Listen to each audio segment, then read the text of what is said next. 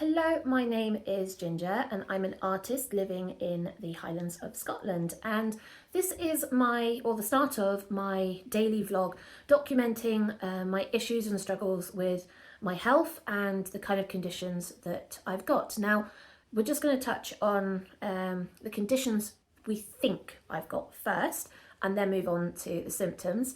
And if you've got any questions, please feel free to ask in the comments below. So for the last about 5 to 7 years, I've had a lot of kind of gastro-related issues, a lot of GERD, which is kind of basically reflux, where it's a bit more silent and a bit more extreme than just a little bit of minor heartburn. And the acid is coming quite far up my esophagus and causing a lot of different problems.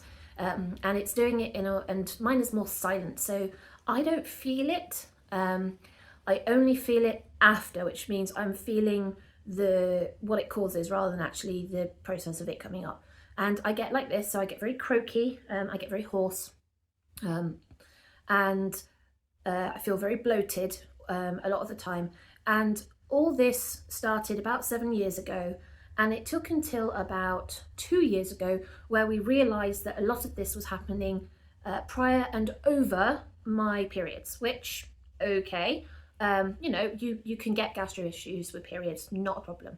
I was getting bouts of diarrhea. I was having problems with my stomach kind of processing food. It didn't like a lot of food at all. I started struggling with the amount of food I was eating, so I couldn't eat a standard full meal. I had to kind of reduce it, and then from about March 2025, well, actually in fact before that, we'll go back to a year before that, so roughly round about early Easter 24, I started getting bloating so bad I was getting breathing problems. So I would take my tablets before we'd go to bed, and within about an hour or so I would start to really struggle. Like I would feel like I couldn't get a breath in, and my stomach was like a beach ball. I felt like everything was just being pushed upwards from my stomach, and that made it really difficult to breathe. And I would take some Rennie, and then within about half an hour it would all start to settle and I could breathe again, and then I would get to sleep. And progressively all the way through 24, it got worse. And then March 2025, we got to the point where it was aggravated so when I was on my period, and like 7 days before and about 7 days afterwards, I would kind of get these symptoms up and down. And I think that probably follows my hormone peaks, but I don't know what those are. So over the progress of 7 days before, 7 days after, 7 days of, I would get these symptoms up and down. And in March 2025, it had started really progressively affecting my breathing, to the point where it was starting to trigger my asthma. Now, I have had asthma since a child. Effectively, I was born with it. I had the classic three: eczema, asthma, and hay fever. And I have never had an asthma attack. And the symptoms I was getting when I was on my period with the acid and the breathing issues, because it had been progressively getting worse, it was starting to really get kind of aggravated, even if I was just like walking across the room, going up the stairs. So at night, especially at night, because we're in a Georgian townhouse, so we've got three flights of stairs, going upstairs to bed meant going up the main flight of stairs, which is one level, but it's fairly steep. And I would get out of breath and I'd be unable to recover. It would take a very long time, and I had to take my inhaler, and that was causing problems. So I was like, what on earth's going on? So in March 2025, I'd gone out down to the allotment, I'd walked back. I was probably about, I was on my first day, I think. No, first day? Well, it's on my first day of my period. Now, my periods tend to very easily go. First day tends to be what I call show, which is, minor spotting, some webbing, not much. Second, third, and fourth days are usually unbelievably heavy, and then onwards. And I was on my first day, so probably just spotting and webbing. And by the time I got home, I was so out of breath. I was like, I'm going to have to take my inhaler, because my chest had got tight at the top and also was now getting tight lower down. And probably by the next hour and a half, it had actually progressively got worse instead of better, and I had to call the ambulance. So the ambulance came out and they checked me out, and they said, well, your oxygen levels are fine. but you're clearly struggling to breathe, but you know, we don't think it's anything serious. We don't need to take you in. Suggest you see your doctor this afternoon. At this point, of course, I'm like, what on earth? And they had hinted at panic attacks, and I thought, seriously? I was sat at home. Yes, I was struggling to breathe, but I was doing some artwork, playing a game at the same time. Nothing major, nothing excitable. I'd gone for a walk, come back from the allotment. Everything was good. Like, what on earth's going on? They're like, oh, yeah. So I see the doctor, and the doctor's like, yeah. You know, we will get in touch with gastro, and we'll refer you to gynecology. Now, I'm in Scotland, so the waiting lists aren't too bad, but I was told it would be about 1.5 years. And I was like, right, so I've got a problem that's now affecting my breathing and my stomach and my eating, and I still won't see a specialist and for 1.5 years. So I thought, well, I knew it was going to be a long time. 1.5 years actually, sure, dare I say it isn't bad, but it shouldn't be anything like that. Now, since March through to October last year, so 2025, my symptoms were progressively up and down. Now, at the same time in March, the doctors had also taken some bloods, and then they'd let me know that with how severely I bleed on my periods, which is pretty heavy, I was also anemic. So they've given me some liquid iron. Now, to define heavy for a period, we're talking about, I can get through one super tampon. So if you are aware and accustomed with the tampons in the UK, Tampax is a common brand. So we're talking about the orange one, which is the most absorbent, largest tampon. So the heaviest bleeding tampon, and an overnight bamboo pad. So that's one of the also heaviest bleed pads. I would go through both of those together within 2 hours, which is a ridiculous amount of blood. Now, I've always had heavy periods. I've never thought anything about it. And previously, I had been told that it wasn't an issue, especially as I used to bleed. I started bleeding very heavily almost immediately when I started having my periods in high school, and was told, oh, no, it's fine, it's normal, it's not a problem, you know, you're just young, it'll adjust. And then in my 20s, I started getting severe migraines with my periods, and I was told, oh, it's just hormones, it's still changing, you've still got heavy periods, and that's possibly why, and oh, it's not that bad. That seems to be a common thing, saying that it's not that bad, when actually that amount of bleeding is actually not normal, and I wasn't aware of that until literally this year. So we knew that we were facing a kind of uphill struggle, and we had hoped that things wouldn't get any worse. However, from March to October, progressively, my symptoms were up and down. The doctors upped a lot of the meds, so classic meds like omeprazole for the GERD, and a couple of other things to help my stomach settle overnight, because it seemed that a lot of the acid was what was triggering a lot of the breathing problems, and also with the bloating. It's very difficult to expand your lungs if your diaphragm is being shoved up into that cavity, or can't even stretch itself out in order to compress and expand in order to get your lungs to move. So we're kind of working with these sorts of things. In October, almost ridiculously so, and I hadn't really pieced this together at this point. I knew that I was having breathing difficulties over my periods, and up to my periods, and shortly after as well. And I didn't really think about when the worst part of my breathing was. And then in October, it became very, very apparent when it was late evening, afternoon. Husband had come home from work, and I'd been really struggling. Now, I'd already had 7 days of difficulties. I was on my very first heavy day of my period. So if you look at my cycle, we would be on day 7, 8, 9. So we'd be on day 9 of the cycle. So the 7 days of symptoms beforehand, which is the ramp up of hormones or whatever in the body. And then officially the second day on, if that makes sense.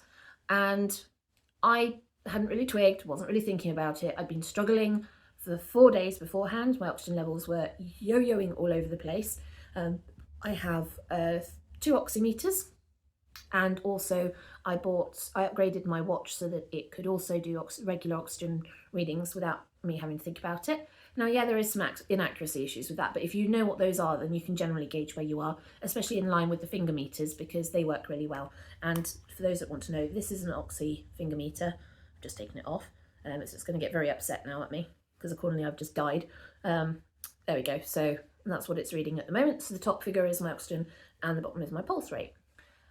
And progressively over that particular day, I had really struggled. I felt very tired. I was very pale. I was really struggling with my breathing, and it just progressively got worse over the day. And by early evening, I think I said to my husband, look, we need to go to A&E. I'm really struggling to get this back under control.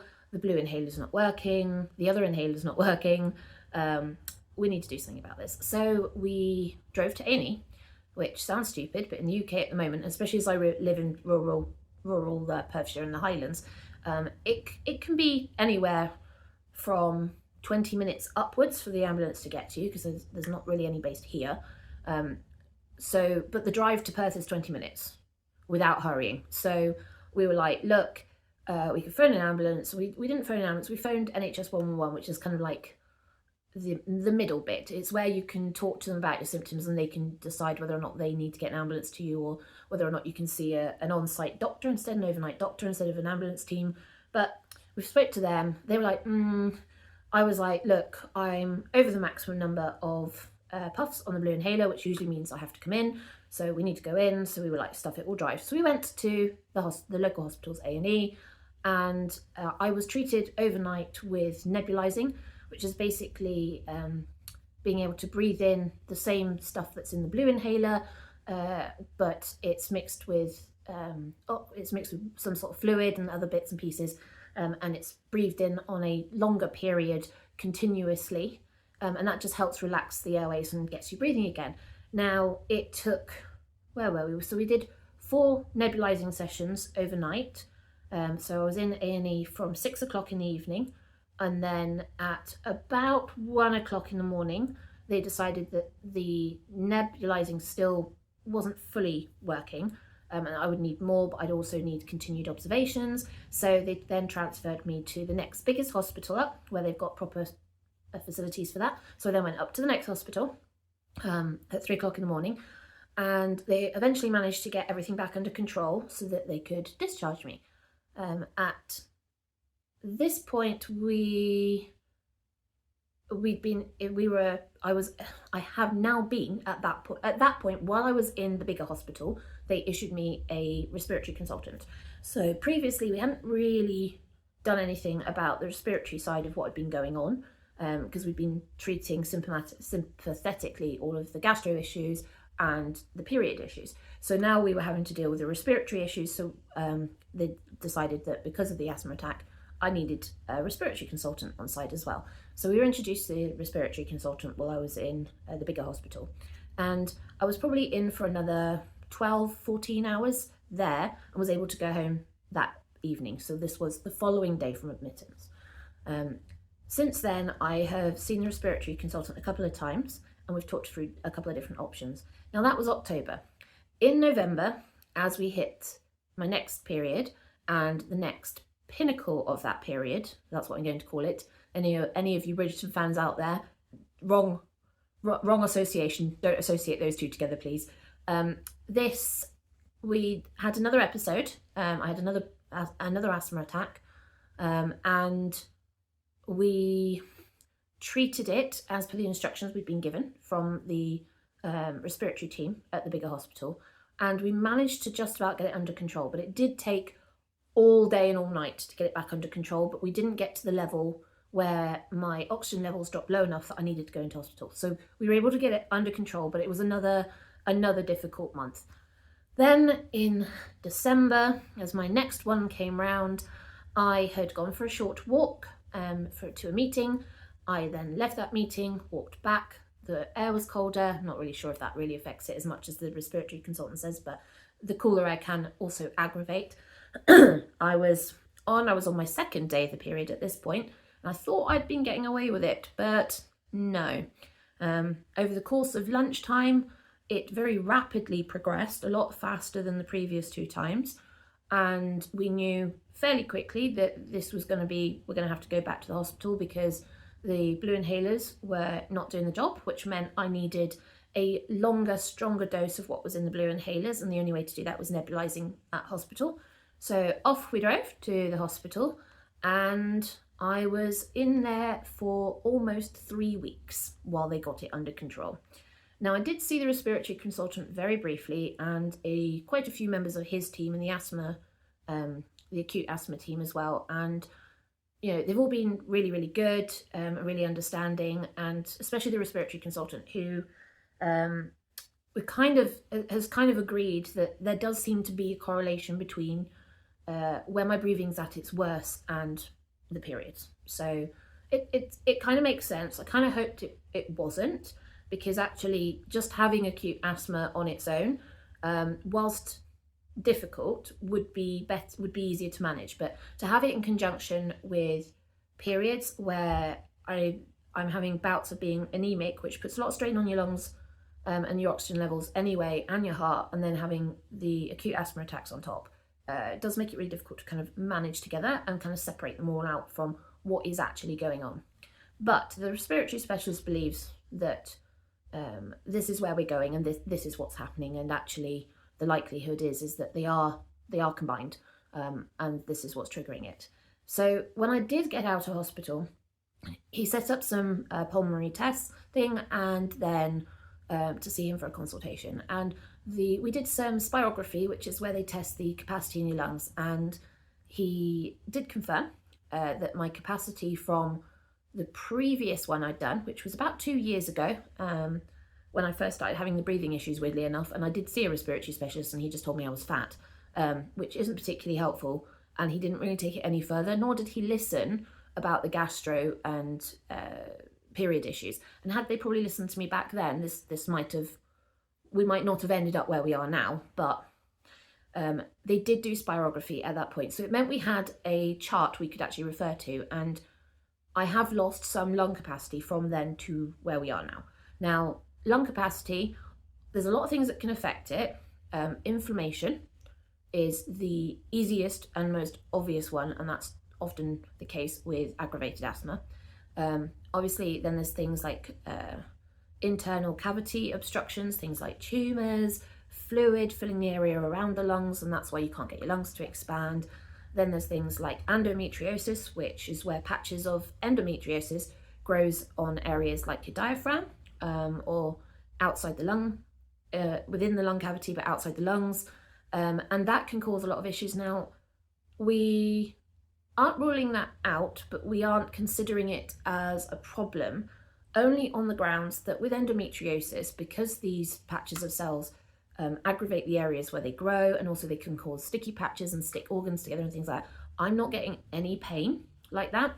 The most pain I get is when I'm at the height of aggravation with my lungs, and that's actually, a lot of that is the physical strain of the muscles on either side of my lungs, trying to get that air circulation and to get my lungs to expand. So I get discomfort and pain from that, but not the sort of really quite intense, sharp pain that you would get from endometriosis and endometriosis. So whilst we haven't ruled it out, we aren't considering it at this point. So we did the spirography, he compared it to the previous one. I've lost some capacity. We're not 100% sure why, but he's fairly certain it's due to inflammation. I don't know if he was able to see that in the records. I didn't really ask, to be honest. But all that happened before we could actually have a formal meeting with the respiratory specialist. Since then, we then had the formal meeting with the respiratory specialist, which took a while, but we got there. Now, at this point, obviously, I'd been back in hospital, and this time for a longer stay. So he was now aware of this and thinking, right, so there's all this is kind of building now. And he'd done a lot of research. He'd gone through a lot of my notes. He'd pulled out all of the various different symptoms and things that had been going on. And I'm assuming that he had compared this to other people or other things, other reports and records, just because he was very precise when we went in to see him. Now, I had started saying at this point that I believed the two were linked, that I was having these acute asthma attacks specifically when I was on my period or about to. And he picked up on that very, very quickly. And I think in all our minds, this is probably what is going on. It's still very difficult because we're not totally able to say it's asthma just because of the way it responds. It doesn't respond as quickly to the traditional medicine and techniques that asthma responds to in order to get my breathing back under control. So there's still some, I'm not so sure on that one. There's still a little question mark, but there is a bigger, a lot of this is still pointing to this, and that is that I am having acute asthma attacks triggered by my periods. Now, okay, hadn't really heard of this before, but then in my mind, considering the number of issues that periods tend to cause women all over the place, and the more we talk about it, the more symptoms and other problems associated with periods tends to now be in the news and comes out, and lots of other people talk about as well. So we went into this consultation not 100% sure which direction he was going to go, but he latched onto this straight away. He was absolutely with it. He totally understood the whole gynecology problem of the waiting list, and he didn't question whether or not the asthma was being triggered by the hormones and the periods. He just straight outright said that he thought it was, and we were like, oh, okay. Then he said something that absolutely shook me, and I don't think I've ever heard or seen anything like this. I don't think I've come across this quite so much. I knew when I was younger I had issues with quite severe eczema, and at that point I was one of only 20, I think, people that my dermatologist at the time was seeing that had eczema at that kind of level. But the respiratory specialist said, I only have one other patient I have ever seen with this condition. I was like, what? Sorry? One? Okay. Now, because of my previous history with eczema and medical episodes and the rarity of the type of eczema that I was suffering with as a child and teenager and then into adulthood, I'm used to being a, low down figure number, and therefore often spending a lot of time in consultations with students joining us because it's a good lesson for them. And, being poked and prodded and sampled for research projects and white papers and God knows what else. So, I'm used to being in a low figure number for rarities. But this one was like, what on earth? I mean, the respiratory specialist I've been assigned is the senior professor for respiratory for this hospital. So, it makes sense. He's at the top. He deals with a lot of the more unusual cases and the more difficult cases, and this is where we landed was right in the middle of all this. So having to think a little fast on my feet at this point with questions, I'm like, okay, what happened, what's happened or happening to this other person, where are they at in their stage?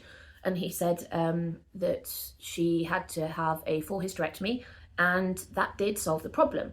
However, he's aware that in some cases this doesn't always solve the problem, and there's a lot more research and findings into how hysterectomies don't always solve hormone and period-related problems in women, because your body, whilst that is the main, I'm going to call it an organ, the main functioning organ part of a woman for periods and hormones and having babies, your body has a lot of other organs that are associated with that process and generate certain enzymes and hormones and various bits and pieces that are also part of that process. And therefore, having a hysterectomy doesn't always resolve the problem. So I was like, okay, so you're basically saying it did for this one patient you had, but research says that it isn't always the case. So that's not always the go-to answer. So I'm like, right, okay, where do we stand here? So at the moment, there is no clear route, and there's no clear defined answer as to what's going on, what's triggering what, with the gastro, with the breathing, with the periods. We touched on perimenopause as well with both the gastro consultant and with the respiratory consultant as well, both brought that up. And it's like, right, so what happens next? So because of the gyno wait, the respiratory specialist has said he wants to try and prioritise and get me bumped up the list to be able to see them a bit sooner. And in the meantime, to try and treat the asthma sympathetically in order to get it a bit more under control. Now, obviously, I have steroid inhalers, of which I'm now on a stronger one called Trimbo, and I have the blue inhalers for relievers, although we know they pretty much don't work for me anymore. And then on top of that, there's still hospital admission for nebulizing when the attacks get too out of control. And long term, we are now looking at what we call biologics. So it's an immunosuppressant which specifically targets certain, I'm not sure what we want to call it, immunoresponses maybe, immuno cells, drugs, hormones, enzymes, whatever you want to call it. It targets specific immunofunctions within the body. So one of the interesting things that came out of our consultation, although actually I'd been notified it by the asthma nurse while we were still in the hospital, was that the bloods I'd had taken back in the October episode, and this is what annoyed me, was it went from October to December and nobody had bothered to say anything, was that they had done a basic allergen test with my bloods. Now this is called an IgE test, and it's immunoreaction test, and it measures the particular reaction enzyme, hormone, whatever you want to call it, IgE. And there's a couple of different ones, all kind of with the similar acronyms, but with the middle bit letter changed. And usually, kind of standard rate is anywhere between 10 and 50 for people with mild allergies, like, sniffles with tree pollen or something like that.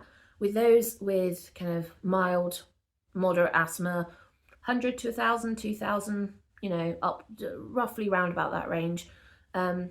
Severe active eczema, round about 5,000 IgE, although it's measured, what's it measured in? Is it kilojoules or something? No, not kilojoules. It's measured in something weird, almost like kilojoules, but not quite. I want to say kelvins, but that's going back to my lighting and theatre. So my results, accordingly, were so off the chart that the machine couldn't read it any higher than the limit the machine had, which was 5,000. Eventually, they had to finish the test by hand, and accordingly, the eventual reading finished up at 10,100 IgE, which basically means I'm very, very allergic, or I am having a constant allergic reaction to something at an extreme level. Now, when you talk about allergic reactions at extreme levels, obviously you talk about things like anaphylaxis. And I suppose in some respects it's kind of like that, but not responding in the same way. Like, my throat doesn't swell, my tongue doesn't swell, my airways don't swell. It doesn't work like that. So I am having, and it's not just accordingly it's come a few times, so it's a case of my immune system is responding like this continuously. I am having continuous high level reaction all the time. So effectively that makes me allergic to everything, probably air as well as my own husband. Wonderful. So this was the first time we'd actually properly discussed this, and the respiratory specialist pushed back on it a bit more than we would have liked. So he'd said, that's fairly common for those with severe eczema and active eczema. And I was like, well, first of all, I know from my dermatology consultant that actually the standard rate for severe active eczema is around about 5,000, not 10,000. And secondly, my eczema, due to the treatments that I'd had with dermatology, and I'm now pretty much clear, I haven't really got active eczema at all anymore. I have a few occasional rough patches of skin, which I don't know if you can see it. I've got a little bit here where my watch was rubbing, and I got hot and sweaty. That is it. That is all I've got of my eczema. I get dry, flaky skin on my cheeks and forehead, which is also the eczema, but that's just dealt with a cream. But actual open sores, the little bit on my wrist is it. So I haven't had active eczema and mild, severe, major form for, I don't know, about 3 years, 4 years. I'm like, what on earth are you on about? So we did argue this back, and he did eventually agree that yes, my IgE levels were off the record and they didn't know why. And I said, well, is there anything that could constitute that? And I just got a blank look. So good to know that my allergen levels are off the record and they don't know why, and he doesn't seem overly fussed in looking at it. But what that did lead to was adding another consultant in. So the number of consultants we've now got on this list is getting a bit crazy.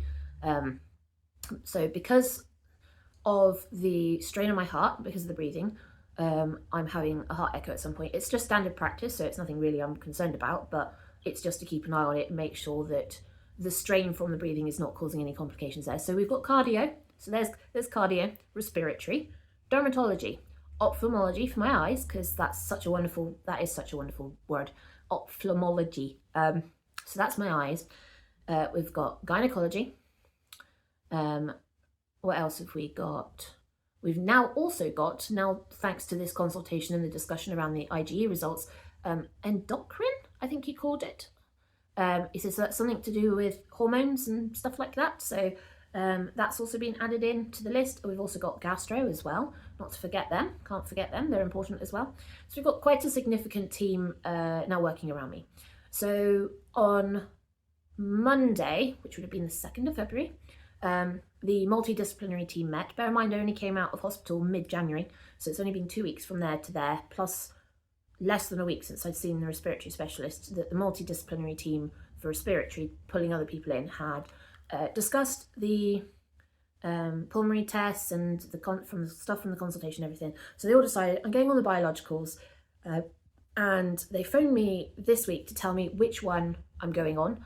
I'm going to put the name down here because I cannot pronounce it. But it has a brand name called Fasnera, if you want to look that up. Or Fasnera, is it Fasnera or Fasnera? Fasnera, I think. But, But it's, I'm not going to say it's common, but it's fairly common for acute asthma and is used to target the specific immunoresponse to certain somethings which cause the acute asthma response. There's a lot of somethings in here because I don't know all the medical terminology. So they've phoned and said they've decided which one I'm going on, because there's a couple, but this one matches my profile the best, and that it'll be delivered by a home care service because I'm not allowed to get it from my local pharmacy or doctors. Don't know why. Which means I need to be home on the day it's delivered, which is even better. Thank God I'm signed off work, because if I was at work, accordingly I could get it delivered to work, but it also needs to be in a fridge and then regulated, and I'm like, how? If you're at work, how would that happen? I think most people would probably ignore it. I suspect if you do this and you're on this stuff, you probably ignore it if you get it delivered to work, don't you? You ignore the rules.